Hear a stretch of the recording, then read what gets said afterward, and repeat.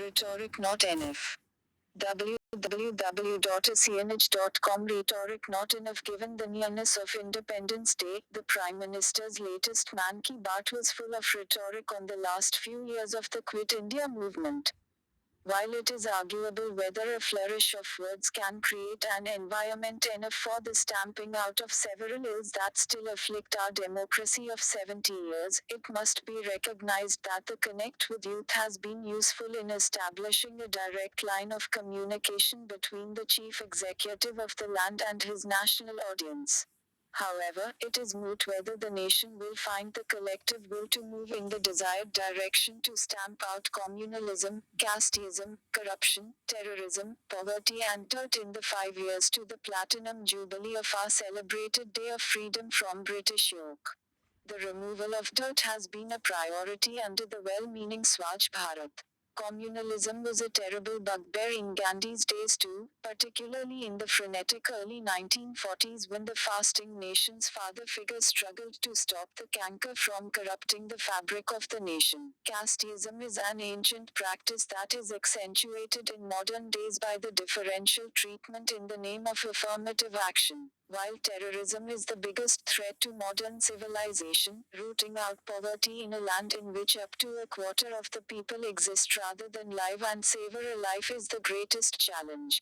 This brings us to corruption, which has been seen to be so deep-rooted now that a fair proportion of the nation's wealth is suspected to be concentrated in the hands of the Netas and Babus and their kin. If the Panama Papers can unseat a Prime Minister of Pakistan, does the yardstick even apply to the Indians figuring in the offshoring of funds? It would be fair to conclude that the 6 tasks are akin to the labors of Hercules.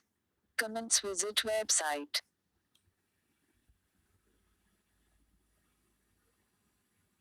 Defection of MLAs, Ek must step in.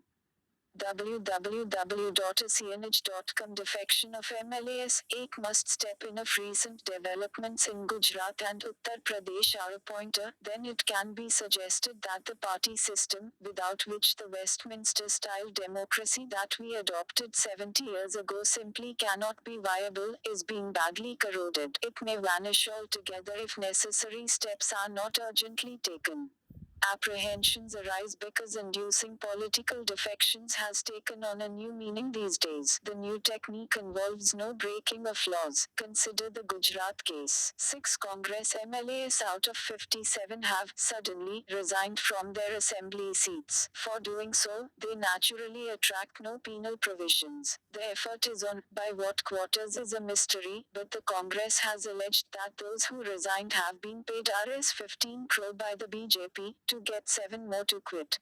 The political aim is to get enough Congress MLAs to resign so that Ahmed Patel, Congress President Sonia Gandhi's political secretary, doesn't have sufficient votes to win the Rajya Sabha election from Gujarat due on August 8. It is unlikely that so many legislators from a single party have suddenly been submerged under an outpouring of love for the BJP. Therefore, an attractive quid pro quo can be safely assumed if the BJP is indeed the intended beneficiary.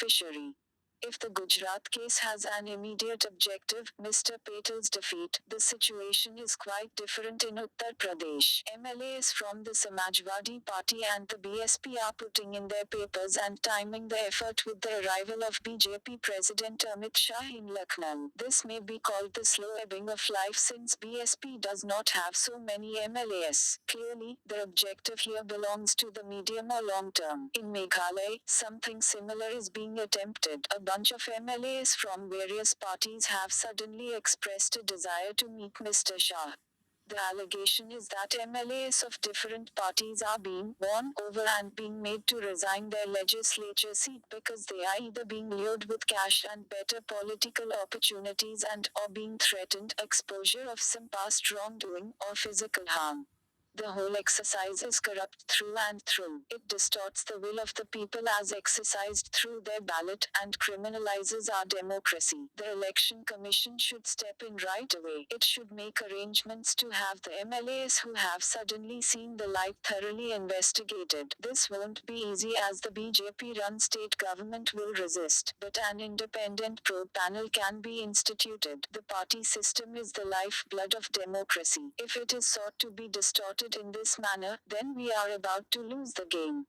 Under the anti-defection law, at least two-thirds of a party's legislators must desert it together in order to avoid the penalty of losing their membership of the assembly or parliament.